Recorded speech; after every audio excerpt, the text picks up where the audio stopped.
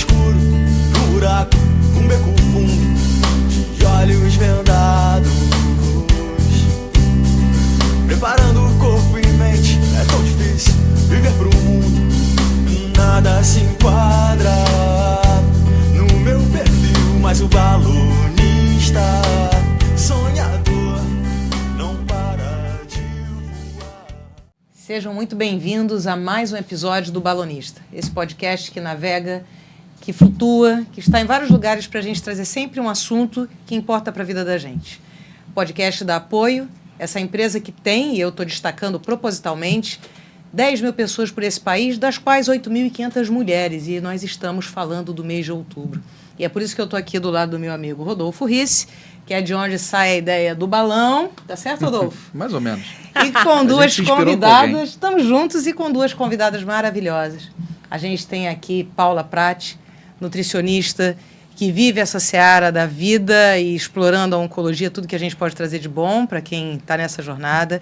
E Sabrina Chagas, musa inspiradora também, nosso papo rosa, oncologista, médica, e a gente vai bater esse papo então junto com vocês. Obrigada por vocês estarem aqui.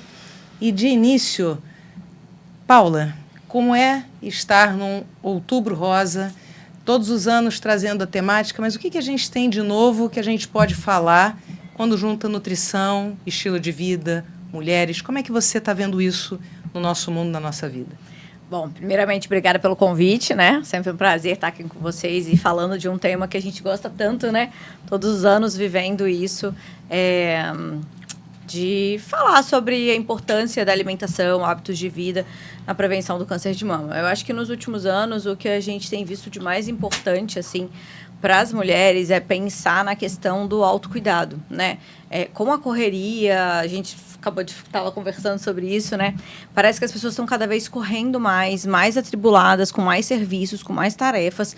E o autocuidado, né, vai acabando ficando para lá. E o autocuidado, nem digo tanto quanto estética, que pensa, isso também é importante no cuidado da mulher, mas o autocuidado de pensar o que você coloca no prato, você está se colocando na agenda, você está tendo tempo para você fazer atividade física, você está tendo tempo para prestar atenção nos sinais que o seu corpo dá, né, em relação a tô com fome, em relação a tô com sede, se tocar.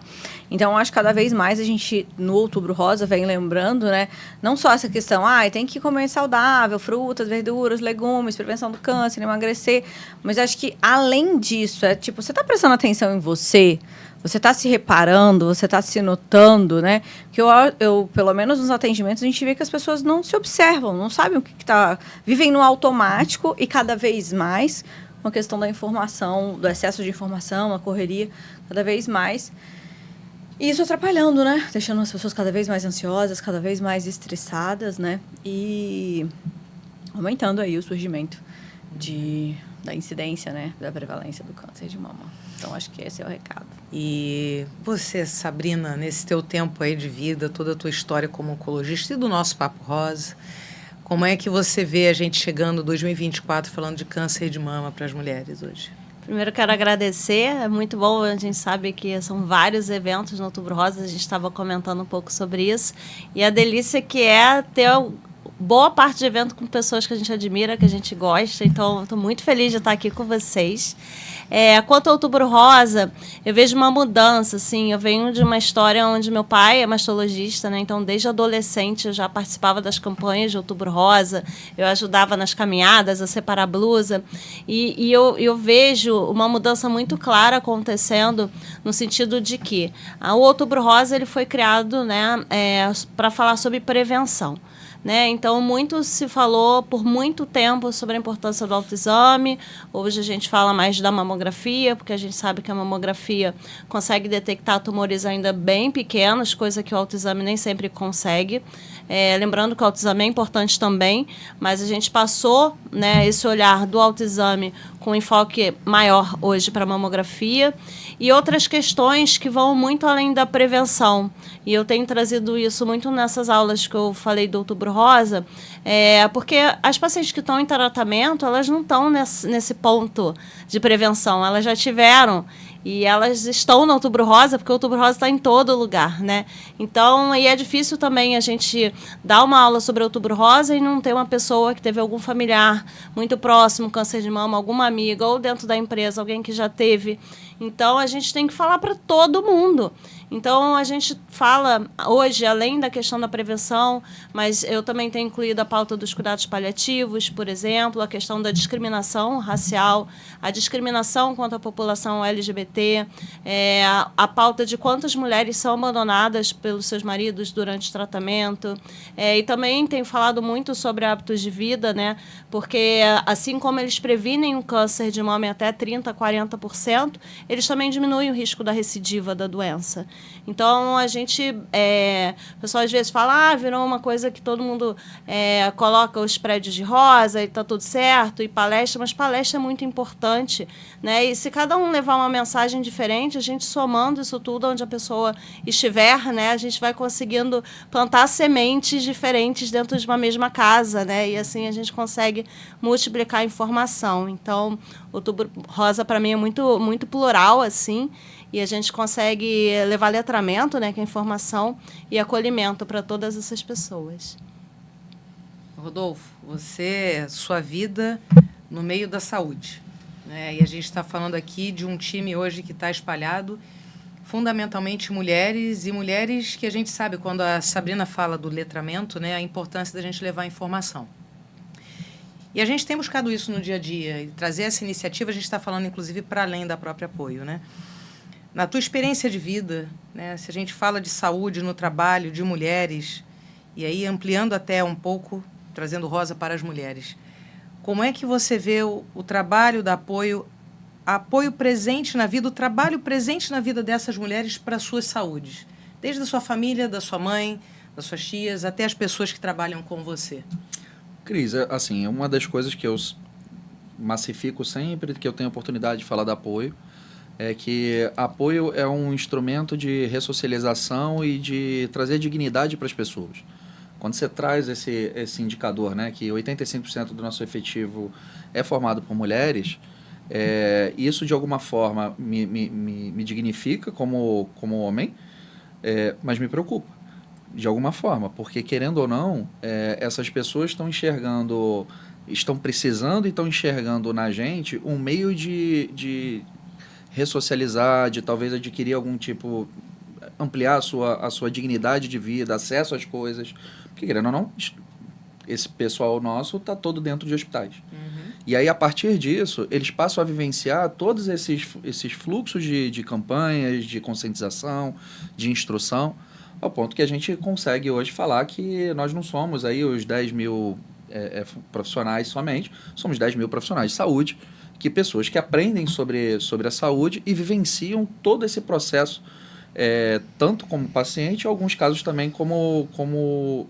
diretamente, que eu quis dizer, ajudando o paciente, mas em alguns casos também elas sendo como paciente, né? Mas falando de Outubro Rosa e o que é o câncer de mama e tudo mais, pessoalmente eu tenho um caso, não sei se já falei isso contigo, com a Paula talvez fatalmente sim. A minha mãe foi órfã do meu avô com câncer de mama.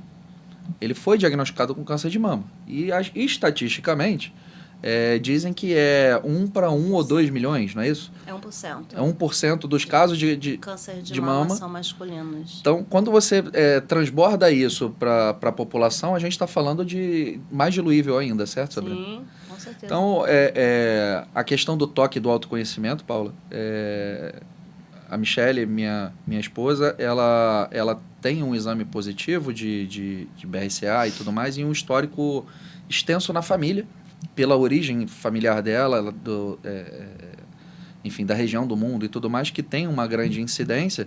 E ela falou assim, não, você vai comigo com o meu mastologista um dia. Aí eu, sentado lá daquele jeito, né, tipo assim, não, só vim acompanhar. E médico tem um poder que eu não sei aonde que vocês aprendem esse negócio, de abrir a caixinha de Pandora e fazer a gente começar a falar. E aí, daqui a pouco, eu estava contando para ele a mesma história que eu contei para vocês, né? Uma cidade no interior do Rio de Janeiro, perto de... né, eu brinco que é na encruzilhada, né? Porque não é nem Minas, nem Rio de Janeiro e nem Espírito Santo. Cidade Bom Jesus de Itabapuana, que é uma tríplice fronteira. Então, assim, na hora que tem a necessidade, para onde que você corre? Você vai tratar no Espírito Santo, você vai tratar em Minas, ou você vem para o Rio, que na época era a capital? Eles vieram para Niterói, e foi muito fulminante, assim. Quando descobriu, já era tarde. A gente vive essa massificação do Outubro Rosa há muitos anos, mas nunca ninguém falou, por exemplo, que isso é bem factível em homens. Né?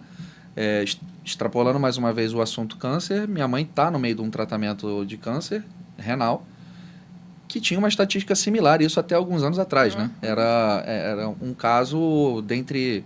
Enfim, era muito raro você ter um câncer renal, tanto que você não tinha tantos estudos isso aqui. Quando ela começou o tratamento, o médico que a gente foi falou assim, a gente tem catalogado no Brasil cerca de 10 mil casos.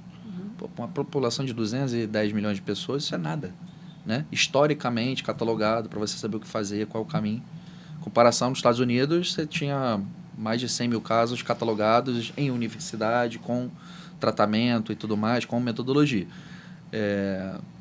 Cara, de alguma forma, do mesmo jeito que o câncer renal até um tempo atrás era raro, se o homem não olha, pode ser que seja ali a fragilidade, né? A gente tem que ter aí fazendo uma ponte com tudo isso, é o que a Paula vive pessoalmente me cobrando. E aí, Rice, quando é que você vai voltar às nossas consultas?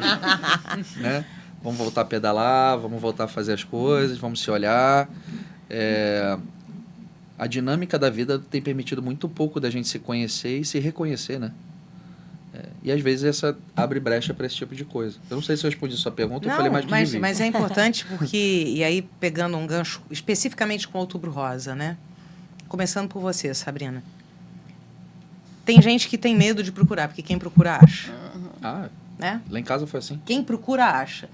Quando a gente fala de prevenção, é possível prevenir o câncer de mama? Qual é a diferença de prevenir e de detectar precocemente? Queria falar um pouquinho disso. Essa é uma pergunta interessante, só puxando o gancho do que já foi falado. Meu pai também teve câncer de mama, meu pai é mastologista. Em minha história como instituto, levando informação para a população de forma gratuita, começou a partir desse ponto. E essa pauta está sempre nas aulas hoje em dia. Né? Isso, todas as aulas que a gente faz de Outubro Rosa, a gente fala da questão masculina. E aí, respondendo a sua pergunta, a gente sabe que 30% a 40% dos cânceres de mama, 30%, extrapolando um pouco de mama, né, tem muita relação com hábitos de vida. Se a gente falar de câncer de endométrio, talvez um pouquinho mais, o câncer de cólon, talvez um pouquinho mais, mas mama fica nesse valor. E quando a gente fala de 30% relacionado a hábitos de vida, é interessante que até quem tem mutação genética, a gente consegue diminuir o risco de ter o câncer através dos hábitos de vida. Então, caramba, a gente consegue prevenir câncer em 30%, é coisa pra caramba, né? Mesmo quem tem traço genético, a gente consegue mudar. Pode impactar, reduzir. Pode impactar. Isso a gente chama uma mudança fenotípica, né? A gente consegue mudar o que tá previsto para acontecer, né? Que quem tem mutação até 90% vai ter câncer de mama. Então, a gente consegue, com hábitos de vida, diminuir isso bastante. Então, caramba, é muita coisa, né? E aí, quando a gente fala em prevenção, a gente está falando em o câncer não acontecer. Né? Então, a gente está falando em pessoas fazerem atividade física. A OMS recomenda 150 minutos de atividade moderada a intensa por semana, em não consumir bebidas alcoólicas ou o menos possível, não fumar de jeito nenhum. E aí eu já coloco nessa pauta o cigarro eletrônico, porque se a gente ainda não tem dados que façam essa relação direta de cigarro eletrônico com câncer, é porque é muito recente. Daqui a pouco a gente vai ter esse dado, a gente não tem a menor dúvida quanto a isso. E a Paulinha está aqui, a gente está falando de hábitos de vida saudáveis também em alimentação. Então, a gente fala de uma alimentação rica em fibras, rica em grãos, diminuir a carne vermelha, enfim, coisas nesse sentido que ela vai falar muito melhor que eu. E quando a gente fala em diagnóstico precoce, né, a gente está falando em descobrir tumores muito pequenos. A gente sabe que quando a gente descobre um tumor de mama com até 1 centímetro, a gente está falando em 95% de chance de cura. Quando a gente passa para um tumor de até 2 centímetros, a gente já cai para 85%. Então, assim, a gente vai diminuindo a chance de cura e também fazendo tratamentos mais complexos, né? Ô, Sabrina, mas tem algum tipo de exame, assim, pensando acompanhando aí, estou com o Michele, tem 3 para 4 anos, ela sempre reclama muito do exame da mamografia. Existe alguma iniciativa de melhorar isso ou não? Aquela técnica é realmente a melhor e, enfim, não tem, no âmbito de pesquisa, de diagnóstico, não tem nada menos invasivo para a mulher? Que não esprema tanto a mama da gente, então, né? na verdade, a gente tem uma visão de que é um exame que dói muito. Só que, assim, é um grande aperto de uma grande dor, 3 segundos, e que pode salvar a sua vida. Caramba, é muito bom. É muito pouco, né? É porque a gente fica, cara, vai dar uma pancada na quina da cama, é uma dor muito maior que a da mamografia, e uma vez por ano. Caramba! Assim, eu vejo... Né? É legal o seu diagnóstico, Muito porque, bom. assim, essa sua fala... pra gente desmistificar um pouco isso. Claro. Né? Porque quantas são as amigas, assim, eu vou me considerar jovem, tá? Somos? Mais ou menos, né? Somos, sim. Somos. Sim. Ainda tem que escutar isso dele e depois deixa. Não, aqui amanhã eu vou no barbeiro, aí eu passo um crescinho aqui, aí eu fico mais jovem um pouquinho. Mas quantos dos nossos amigos nunca foram? Pois é, e assim... Eu tenho 38 anos. Quantos da minha relação...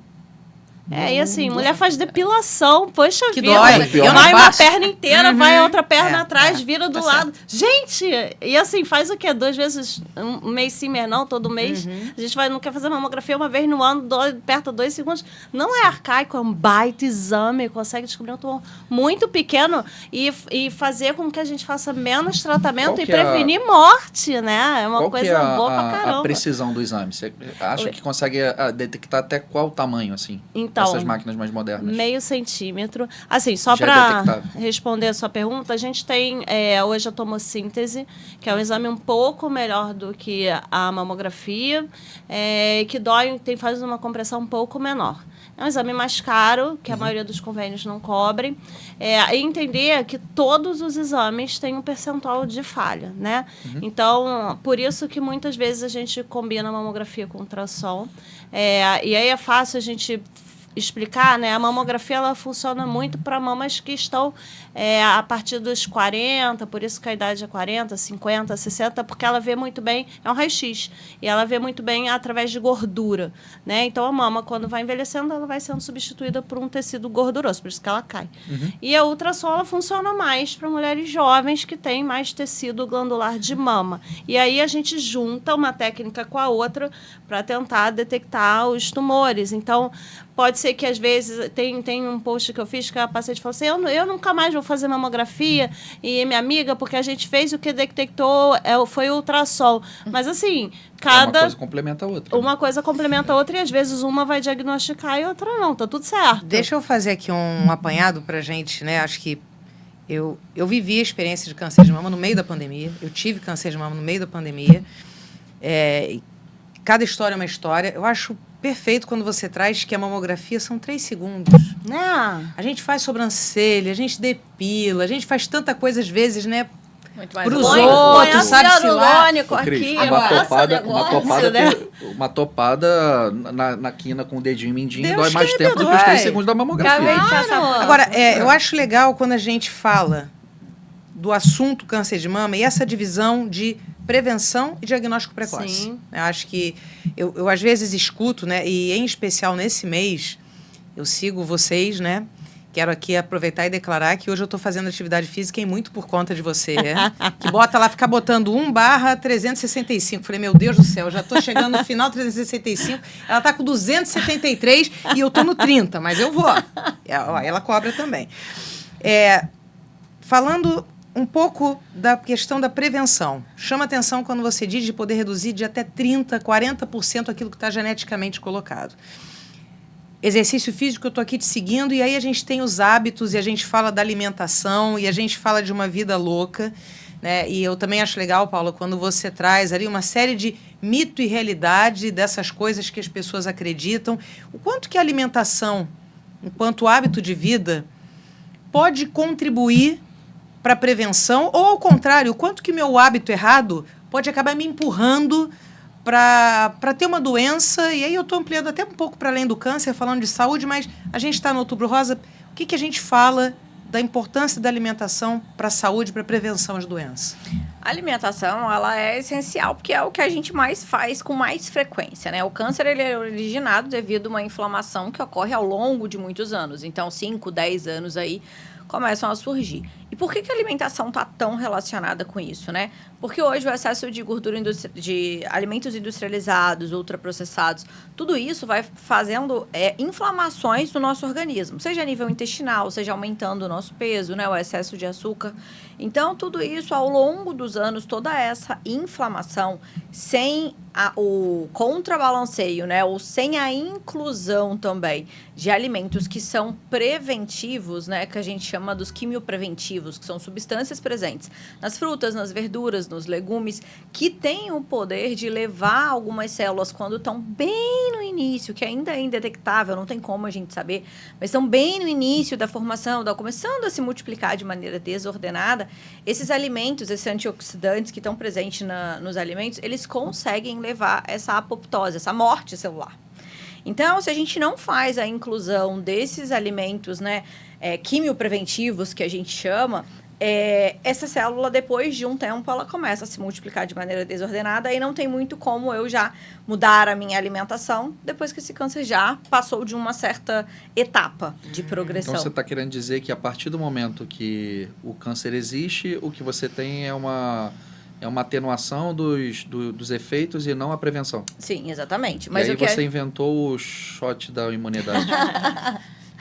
Então, essas são estratégias, porque o que acontece? O que a gente pode fazer hoje é o que a gente faz para prevenção, é o que você faz na maior frequência, de maneira repetitiva, né? Então, por exemplo, um dos alimentos mais estudados, fala na prevenção e tal, é a cúrcuma, né? O própolis também, tem vários cúrcuma artigos. É a mesma coisa que o açafrão. Isso, exatamente. O tempero vermelhinho. Não, é o amarelo. O amarelo. Isso, tem, coral. Tem dois tipos, né? Isso. Então, aquilo é uma estratégia de você consumir esse alimento de maneira repetitiva numa maior frequência. Porque se eu vir e falo bem assim para você, coloca num arroz, coloca num legume e tal. Às vezes você vai querer colocar, às vezes você não vai querer. E um risotinho de açafrão, bicho. Sim, assim, mas... É bonzinho, né? Não custa nada. Você vai estar consumindo nada. Exatamente, mas qual a frequência que você vai consumir esse risoto, né? Não vai ser todo dia. Então, é uma estratégia para você aumentar a frequência de consumo, até porque essas substâncias, do que a gente consome, do que o nosso organismo absorve, tem uma diferença muito grande, entendeu? Então, cada vez mais a gente precisa estar colocando esses alimentos para dentro. E existe muito mito, né? O limão entra nesse teu mix no quê?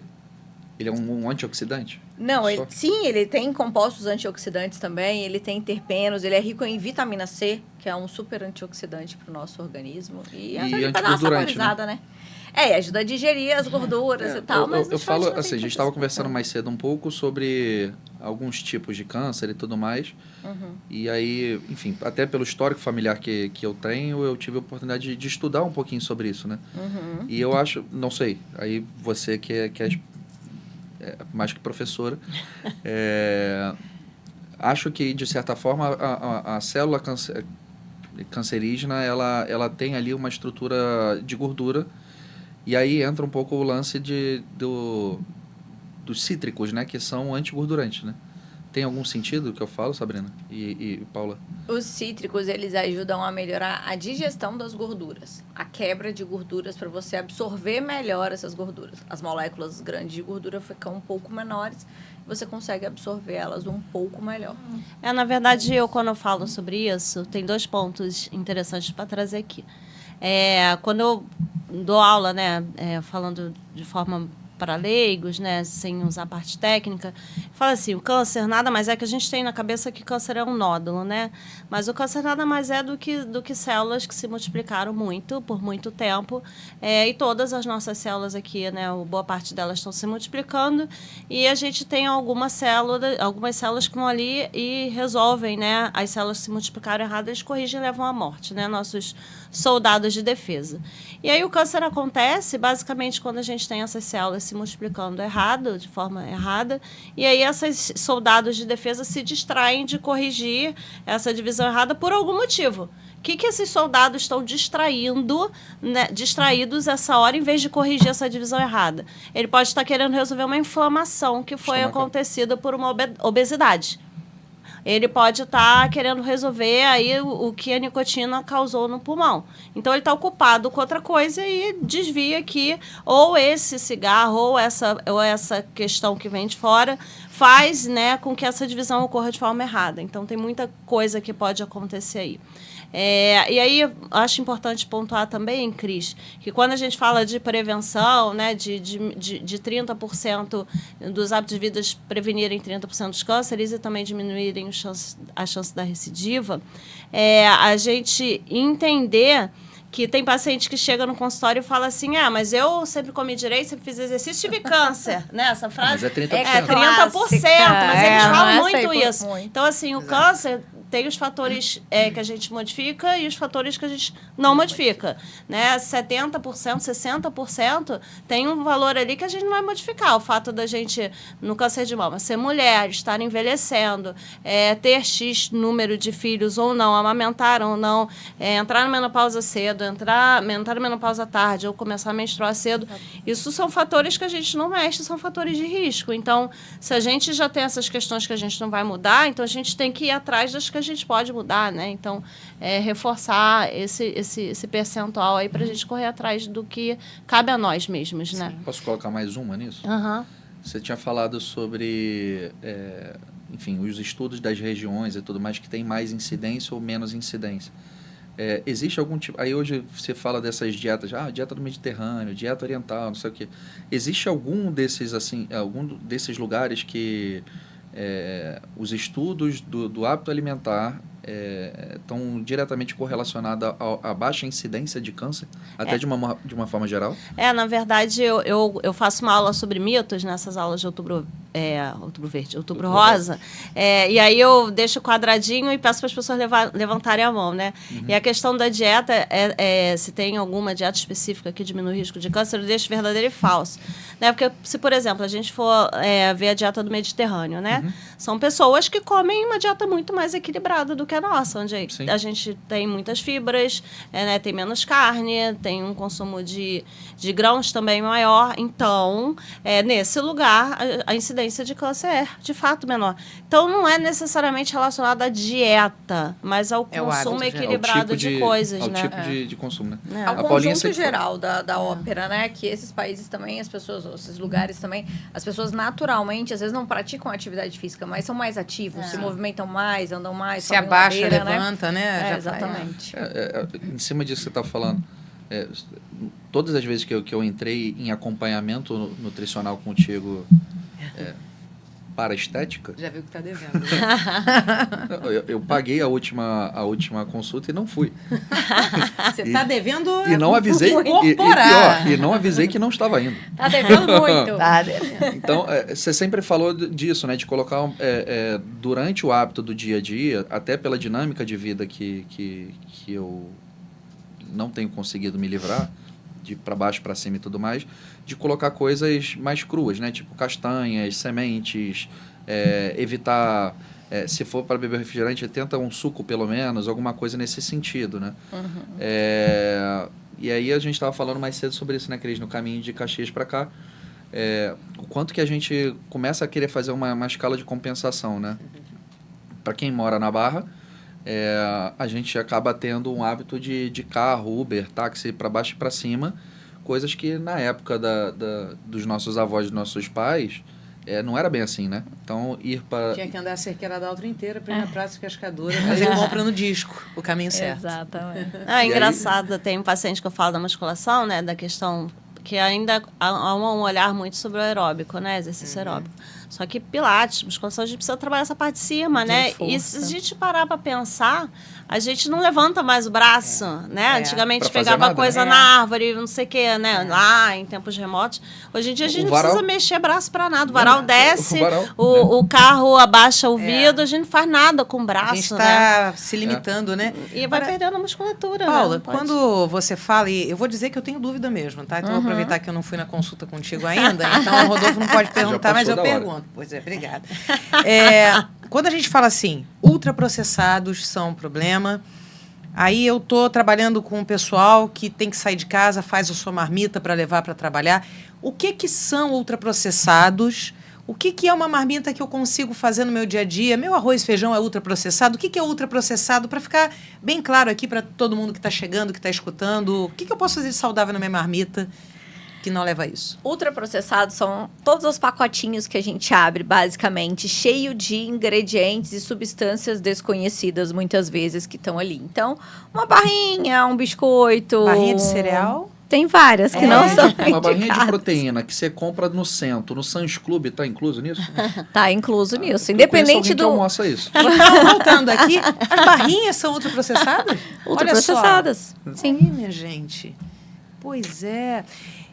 E o que é uma alimentação saudável para levar na minha O marmita? que é uma Pra eu tomar alimentação o café da saudável? manhã. Tudo aquilo que você encontra na feira que tenha um ingrediente, no máximo 2, vamos botar assim, entendeu? A mistura que A complica, mistura, é isso? exatamente. O arroz e feijão posso O considerar arroz e como feijão não é processado? ultraprocessado. Arroz, feijão, Legumes, verduras, legumes, isso fibras. tudo... É só um ingrediente. A Quando- castanha um é só ingrediente. ingrediente. Quando você fala, É só a quando você fala de, por exemplo, numa marmita, que é o de muitas vezes é a nossa realidade, assim, dentro dos próprios hospitais hoje, enfim, você vê lá os buffets, você tem ali no máximo 6 ou 7 misturas, vamos dizer assim, para você fazer a composição da alimentação daquele profissional que está ali dedicado a cuidar de outras pessoas, né?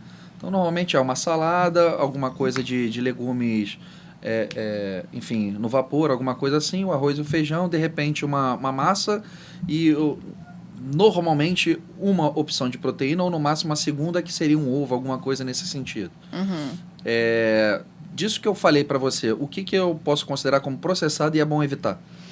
O bife? Disso daí nada. É tudo comida de verdade e é saudável para as pessoas consumirem, não tem questão. A única coisa nesse ponto aí que a gente toca na questão, mas é uma questão delicada também, porque tem pessoas que têm o acesso e tem pessoas que já é mais difícil, é a questão da proteína. Porque muitas vezes a proteína precisa ser uma salsicha, uma linguiça, uma mortadela, um hambúrguer Isso é industrializado. ultraprocessado. Isso é O ultraprocessado. hambúrguer é ultraprocessado. Então, aí tem 2 tipos, né? Não, tem o que a gente compra no aquele... mercado. O que a gente compra no mercado, sim. Então, também depende, Gente, eu tô porque no arrasada mercado tem diversos tipos, entendeu? Hoje, graças a Você não vai Deus... fazer eu falar o nome de... Não, de marca, de né? marca.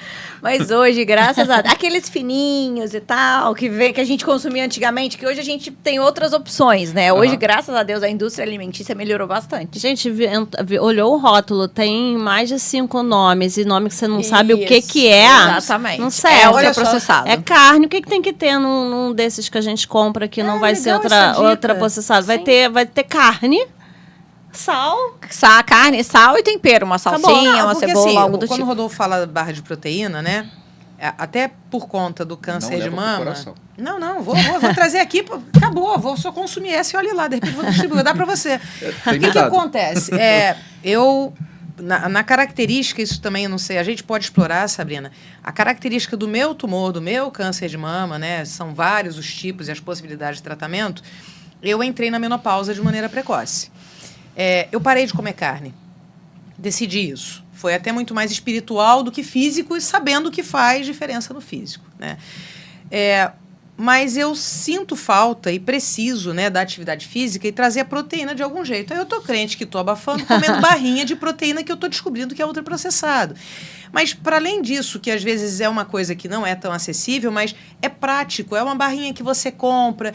Então, eu gostei dessa dica. Olhou para a etiqueta. Tem mais do que 2 nomes? Tem mais do que... Saiu do tempero, do sal e do que já tem que pensar tem diferente nomes muito nisso. É isso? esquisitos, Você né? tem nomes desconhecidos que você nunca viu? Eu nunca Uma barrinha vi de mesmo. proteína, às vezes é castanha, ou chocolate, mas o nome trifosfato de sódio, não sei o quê. Começou esses nomes Olha, desconhecidos. se já tem 5 Aí. sílabas para separar, É já é isso. ultra. Tá bom.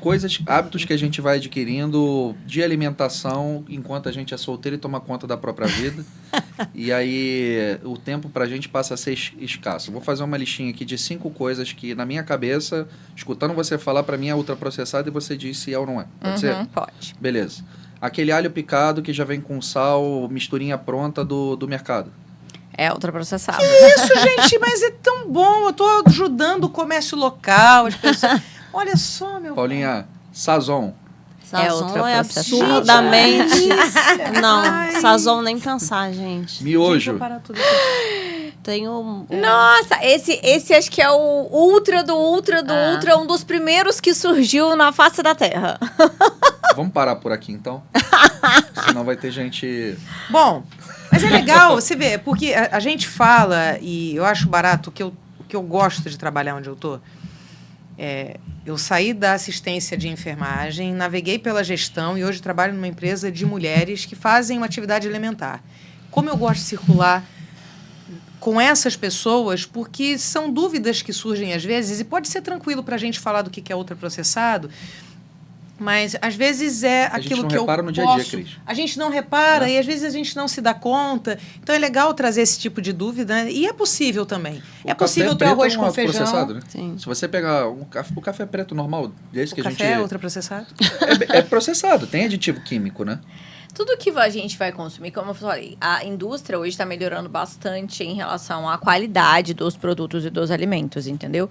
Então, assim, um café, a gente não dá para colocar ele como ultraprocessado, porque não tem tanto... Ele passa por alguns processos, né, de produção, mas ele não tem a adição de substâncias ali junto com ele. Meu pai falava que quando queimava o pão na sanduicheira, joga fora porque isso dá câncer. Verdade. Verdade. Infelizmente, é verdade. É acrilamida. Todos os fatores de risco. Acrilamida. Então, beber muito café pode ser considerado um fator de risco para surgimento do câncer. Eu gosto muito de... Não exatamente, porque o café ele tem substâncias também preventivas em relação ao câncer. A questão é tudo em excesso, né? Tudo que a gente for pensar em excesso esse aí... É o segredo, né? O excesso. Exatamente, o excesso. Eu converso muito com os pacientes que há uma busca de apontar o dedo e arrumar um culpado na vida, né? Só que a vida é equilíbrio, gente. Né? Como café, eu não vou comer mais café. Perfeito. Tá, mas aí não tá fazendo exercício. O que é pior? Come seu café e faz lá 150 minutos por semana. Perfeito. E tá tudo certo. Quando a Paula então, me levou para o médico para poder fazer um exame de esforço, que eu quase já... Ela já mandou eu fazer o exame de esforço dentro de um hospital, né? Ela já sabia o que ia encontrar. Poderia dar.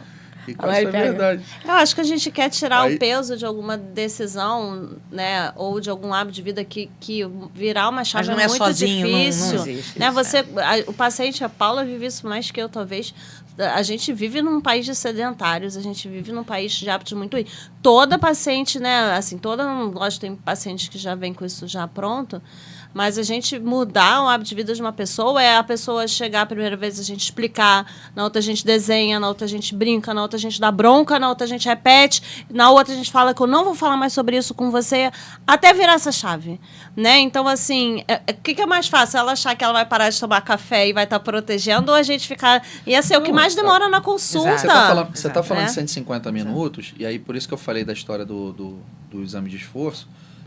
Eu saí de lá de dentro, o Fabrício chegou e falou assim, Rodolfo, para você minimamente, com o seu histórico familiar do seu pai, avó e tudo mais, 180 minutos de aeróbico por semana, isso é default. E aí quando você para e fala assim, mas 180 minutos, são 3 horas. Mas quando você dilui isso para 7 dias, você está falando de 25 minutos por dia. Sim. 25 minutos por dia é uma velocidade de 5, 6 por hora, é a tal da atividade moderada. Moderada que você falou? Não. Moderada de intensa. Média, de moderada a intensa. Uhum. De repente, é esses 25 minutos de moderada a intenso que você precisa, complementando com a alimentação de tirar esses ultraprocessados, talvez você ganhe aí um pouquinho mais do que os 30% do hábito. Depende do que a gente está falando, né? Que a gente vai muito na matemática, né? A gente está falando de um conjunto de coisas, de cânceres diferentes, de pessoas com uma estrutura diferente, com uma história familiar diferente, né? A gente não pode ficar preso no número, mas a grande magia está em a gente saber que a gente faz tudo o que a gente pode para a gente preservar a nossa saúde, que talvez né? esses 30% são os únicos 30% que a gente tem gestão, né? Exato. Então, a gente saber, mas isso é a vida, né? A gente saber que a gente pode e deve fazer tudo o que a gente pode de melhor pra gente sempre. E aí a vida é louca pra todo mundo, né? Aquele refrão, a vida é louca, mano. A Cris, ela me acompanha, ela fala isso, porque se você olhar a minha rotina, assim, não é diferente de ninguém, é muito louca. E esse ano eu falei assim, eu vou mudar isso, e vai ter 5 vezes na semana Com certeza. E tô conseguindo, ainda parei um mês, porque eu fiquei operada e não pude fazer. Né? E eu, antes de acabar o ano, eu já tô chegando nesse número. E assim, foi fácil? Não foi fácil. Teve dia que eu acordei muito cedo fazer isso. Tem dia que eu atendi 20 pacientes, fiz 40 milhões de relatórios, respondi o celular de vários pacientes, dei palestra, preparei aula, estudei de noite. Eu fui na academia? Fui. Tava feliz? Não. Tava com raiva? Tava. Mas tem que fazer. Muito bom. Né? Então, assim, o que eu quero? Meu pai infartou com 40 anos e teve câncer de mama com 60. Eu quero repetir isso? Não quero. Então, tá na minha mão. Se tem alguma coisa que eu posso fazer, eu vou fazer. É o que eu quero para mim. O que você quer para você? Né? É uma pergunta que, às vezes, a gente traz para paciente. O que você está disposto a fazer por você? Aí é uma escolha, né? Fazendo chorar já. Sabrina. Não é a minha intenção. Mas não é por isso. É porque você falou do seu pai e o que você acabou de falar do seu pai, reunido nele, são os dois lados da minha família. É meu pai e minha mãe. É isso. Entendeu? Eu não quero isso pra mim. Meu pai infartou a primeira vez com 40 anos e minha mãe com 60 descobriu o câncer. É isso. Então, tá ali o exemplo, né? Sabrina, a gente está falando aqui, então, eu acho que essa coisa, né, da gente tirar os extremos, de repente eu vou para fazer minha marmita, vai rolar um hambúrguer ali para eu levar, mas eu posso estar diminuindo e estar tentando trazer um verde, estar tentando trazer alguma coisa. Em vez do hambúrguer, o ovo é melhor?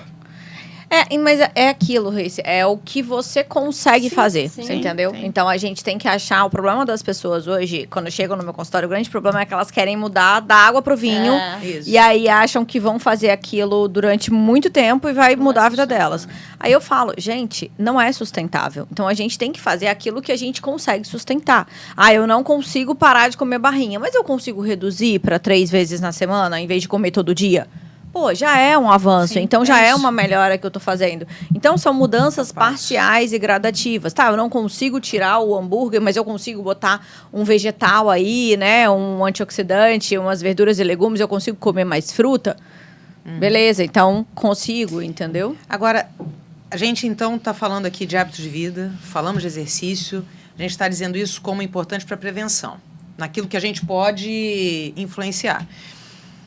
Foi para o diagnóstico precoce. Descobrir, e uma coisa, né, essa última semana, inclusive, né, até vídeo de profissional de saúde dizendo que câncer de mama é invenção.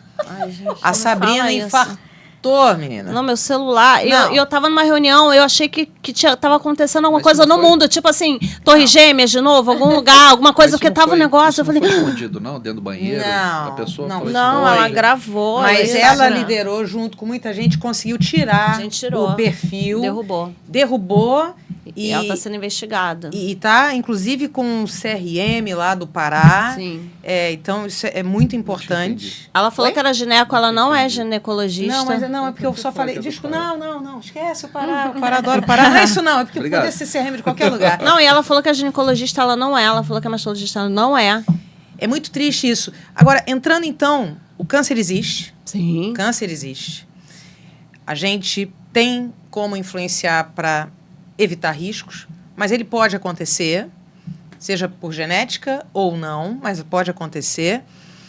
Quando eu descubro um câncer de mama, e aí 2 coisas que eu quero deixar para você. Primeiro, eu descobri o meu câncer de mama com autoexame.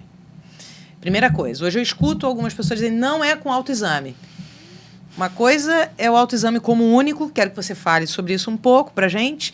E outra, eu descobri câncer de mama, significa que eu vou ter que perder as 2 mamas? É o fim da minha vida? Não. Como é que é isso? Primeiro, é importante ressaltar aqui que os cânceres têm a ver com a história familiar, que são hereditários, são 10% do pacote, 90% não tem a ver.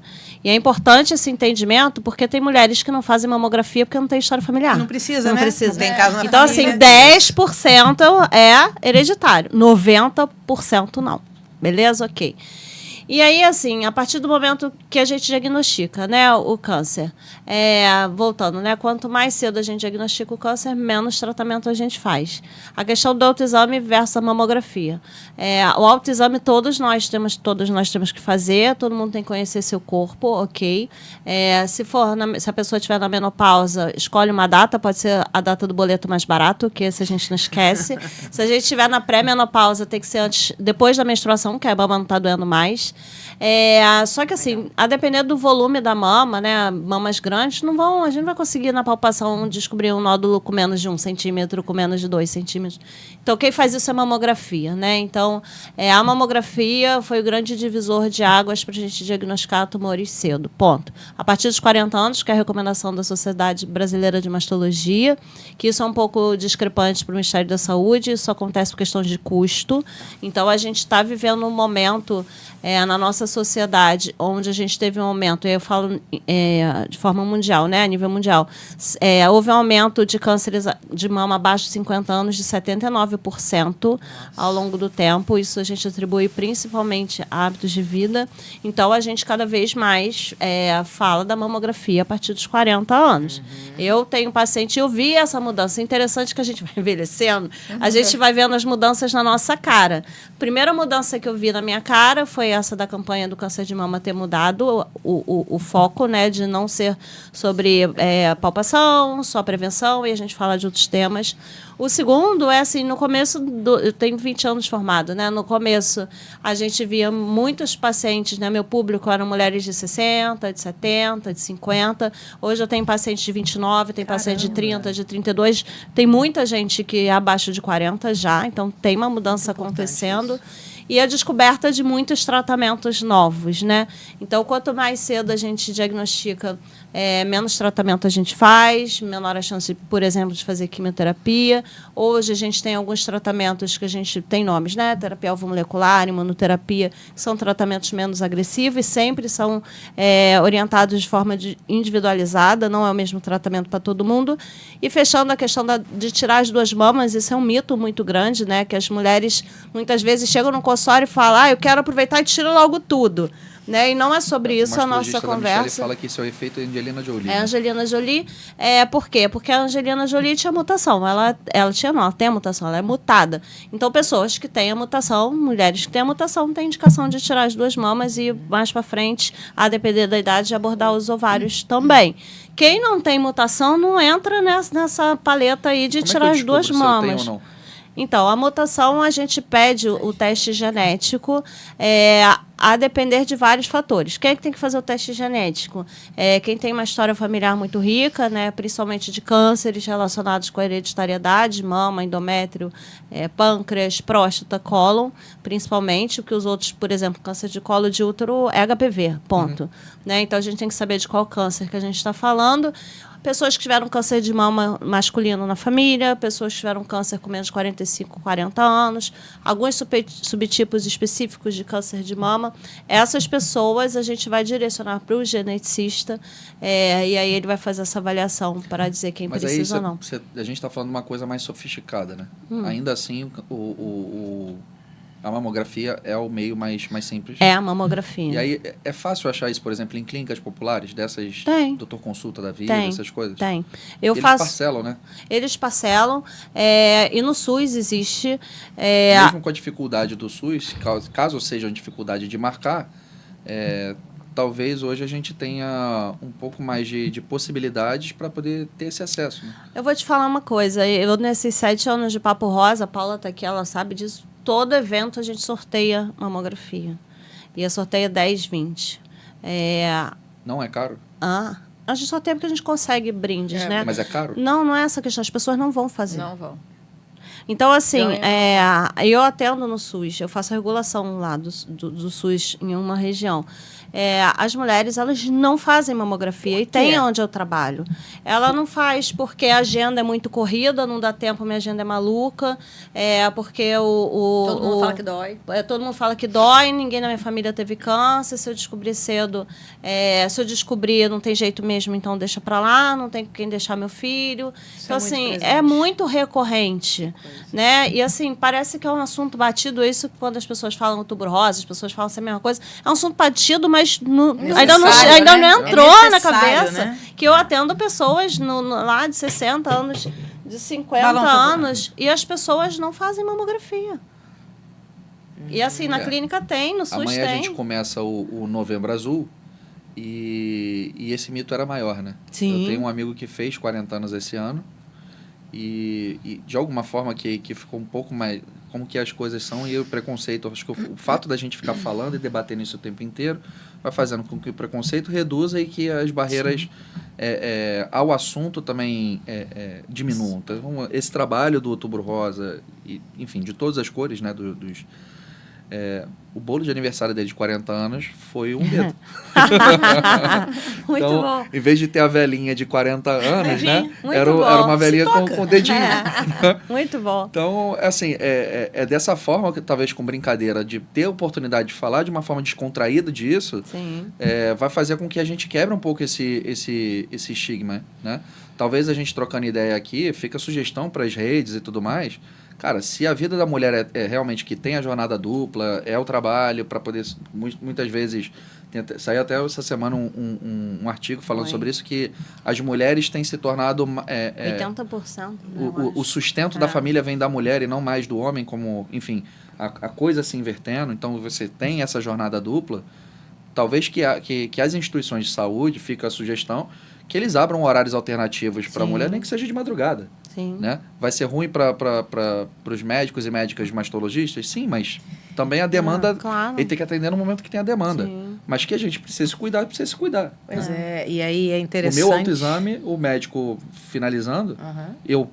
Depois que a Michelle me levou no mastologista e ele falou sobre o negócio, ele falou assim, Rodolfo, autoexame é mole. Você pega o sabonete líquido, né? E na hora de você limpar a axila, você já levantou o braço, você vai ver aqui, se você fizer isso todo dia, em algum momento você vai perceber se tiver alguma coisa errada. Obviamente que para o homem é mais fácil, porque a mama é menor, aquilo que você falou, mas é o processo, né? Sim.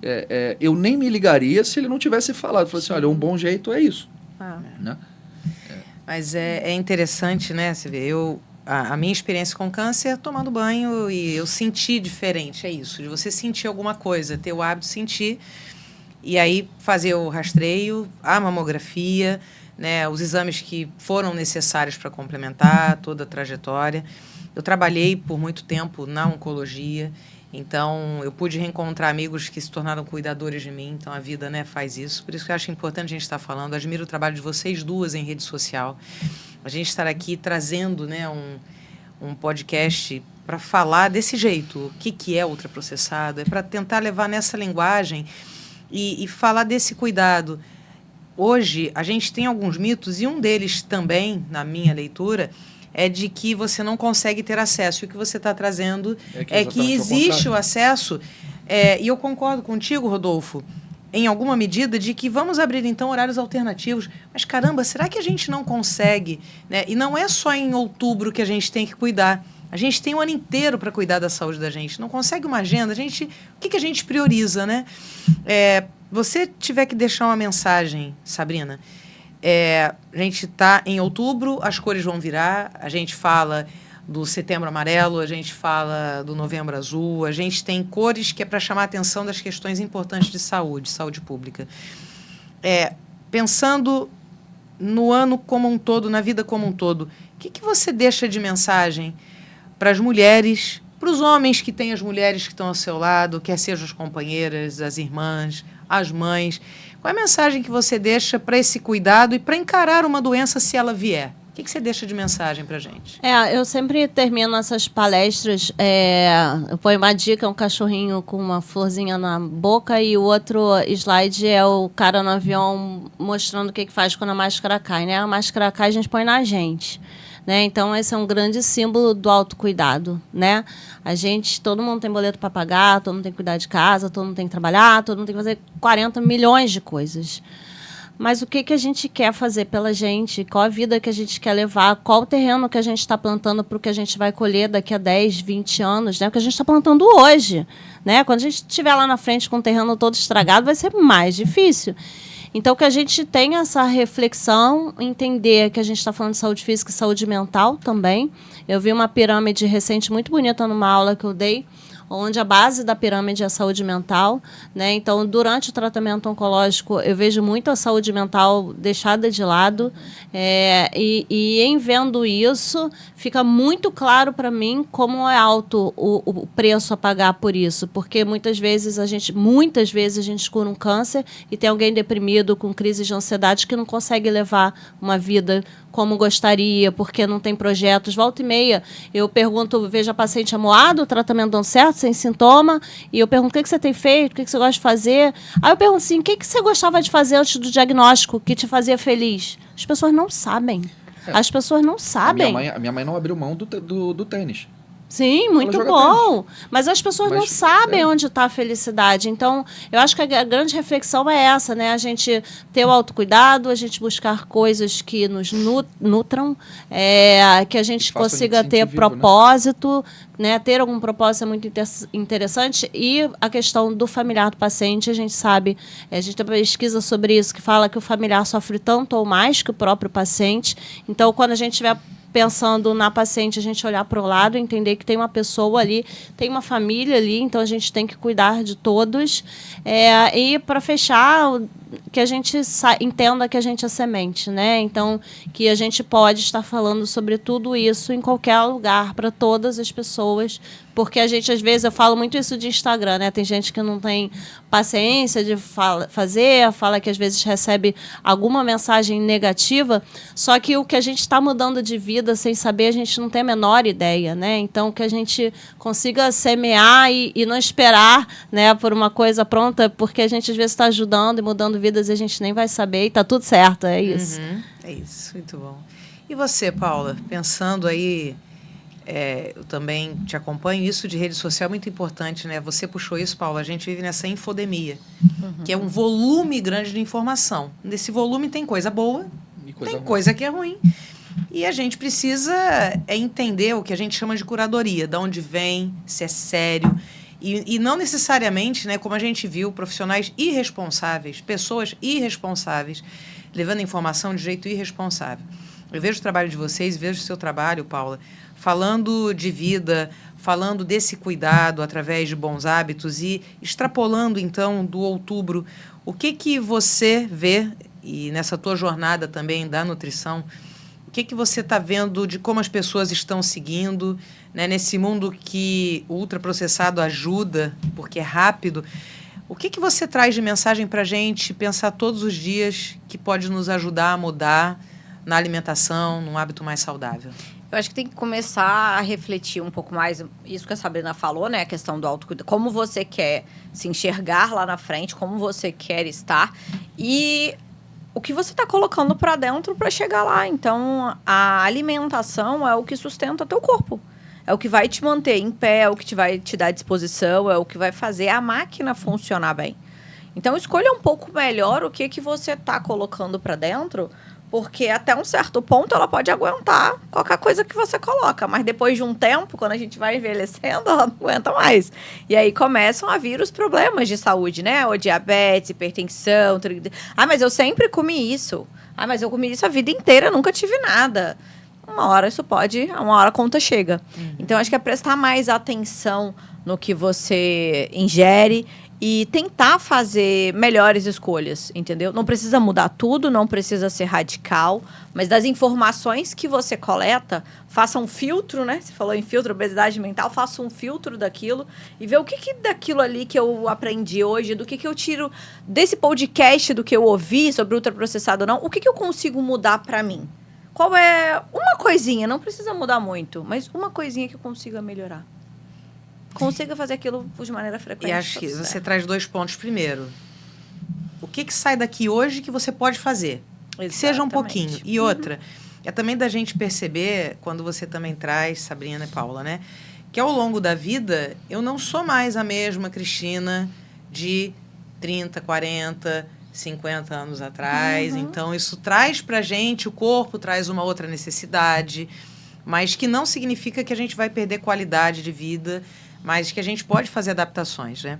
E aí, dentro disso, meu amigo Rodolfo Risse, você que nesse momento reencontrou a nutricionista, que já te falou, você está com pessoas queridas, né? Como eu também hoje eu vou confessar aqui, a gente estava trabalhando, eu fui levar o almoço ali para ele, porque ele não para. E aí ele, não, Cris, eu não vou conseguir comer hoje porque eu não tô legal do estômago. Ele tá sem comer, tá, Paula? Então só digo isso, tá? Mas assim, é o hábito ruim, né? Pois e assim, é a conclusão, é a sua pergunta. Por que você tá assim? Não, o que você fez diferente? É isso. Eu quero saber o que você fez leva. diferente. O que você que tem vindo? A gente conversou disso também no trajeto, né? Escutando isso tudo, reinventando isso tudo, você que acaba sendo responsável por inspirar muita gente, mas o que você acha que dá para, de repente, você rever na tua vida que pode ajudar a gente a te ter mais tempo? Mandei mal. Nossa Senhora, cobrei agora, hein? Sentiu que eu quero ele por muito tempo. Cris, assim... Isso vale para todo mundo, claro. Não, vale. Assim, eu acho que a minha rotina não é muito diferente dos 85% do nosso público. Não acho mesmo. Acho que cada um no seu papel, mas a gente acaba se entregando e da forma até como a nossa equipe, a gente cobra a nossa equipe que ela se entregue. Muitas vezes um auxiliar de limpeza que sai de casa de manhã para pegar no plantão às 7, vai até às 19 horas, aquele cara vai trabalhar 12 horas, ou aquela cara vai trabalhar 12 horas ininterruptas, às vezes vai conseguir fazer o rápido almoço ali de 20, 30 minutos, e já tem a chefe ali no ouvido falando assim, cara, tenta me ajudar, tal. Tem determinadas coisas eu acho que a gente não pode mais negociar. Para a gente ter essa sobrevida ou essa melhora na qualidade de vida depois que você dobra determinado momento da sua vida, da sua idade, é que você não pode mais negociar. E eu acho que a gente não pode negociar, olhar para a gente e entender aquilo que está fazendo mal a gente. Quando você mas por que você não quis comer? E não como mãe, mas tipo assim, mas o que aconteceu? Cara, fui fazer curso de noivo ontem, terminou 10 horas da noite, aí, enfim, não deu tempo de fazer nada em casa, a gente pediu no iFood, aí chegou lá um frango crocante com um creme de milho, falei assim, pô, vou comer e dormir que eu tô com fome. Mas não chegou lá não, né? A gente pediu. A gente pediu. Esse é o ponto. Aí, muito olha, bom. Não chegou olha bem, lá não. Aí o que aconteceu? Cara, só comi, né? Eu sou alérgico a trigo, eu sou alérgico a milho, mais ultraprocessado do que aquela quentinha que vem do iFood é difícil, concorda?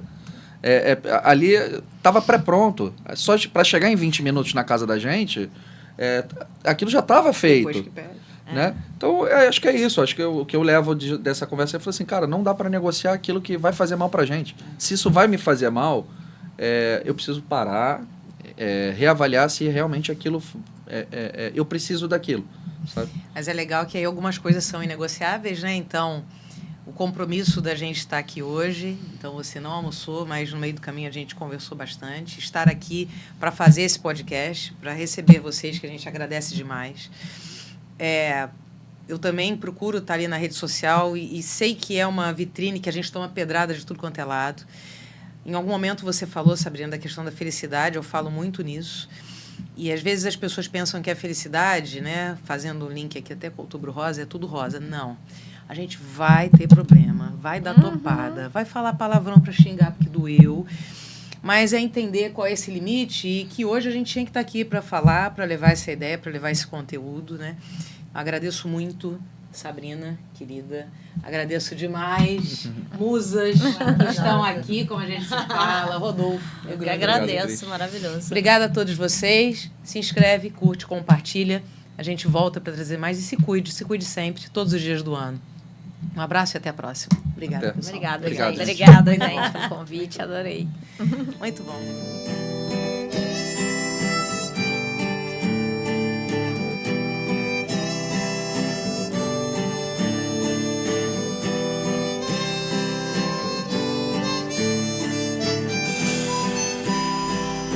Pulando num caminho escuro, num buraco, num beco fundo, de olhos vendados, preparando